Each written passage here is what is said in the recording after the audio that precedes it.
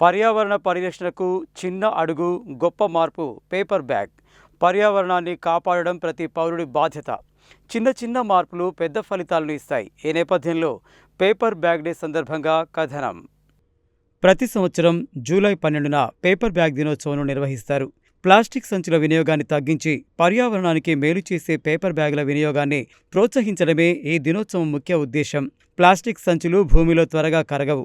అవి నేల, నీరు, గాలి కాలుష్యానికి కారణమవడంతో పాటు పశువులు, పక్షులు, సముద్ర జీవులకు కూడా తీవ్ర హాని కలిగిస్తాయి. దీనికి ప్రత్యామ్నాయంగా పేపర్ బ్యాగులు పర్యావరణానికి అనుకూలమైనవి. ఇవి సులభంగా కుళ్ళిపోతాయి, పునర్వినియోగం చేయవచ్చు, రీసైక్లింగ్ కూడా అనుకూలంగా ఉంటాయి. పేపర్ బ్యాగ్ ఉపయోగాలపై పాఠశాలలు, కళాశాలలు, ప్రభుత్వ కార్యాలయాలు, స్వచ్ఛంద సంస్థలు అవగాహన కార్యక్రమాలు, ర్యాలీలు, పేపర్ బ్యాగ్ తయారీ శిక్షణ శిబిరాలు, ప్రజలు తమ రోజువారీ కొనుగోళ్లలో ప్లాస్టిక్కు బదులుగా పేపర్ బ్యాగులు లేదా వస్త్ర సంచులను ఉపయోగించాలని చెబుతూనే ఉన్నాయి.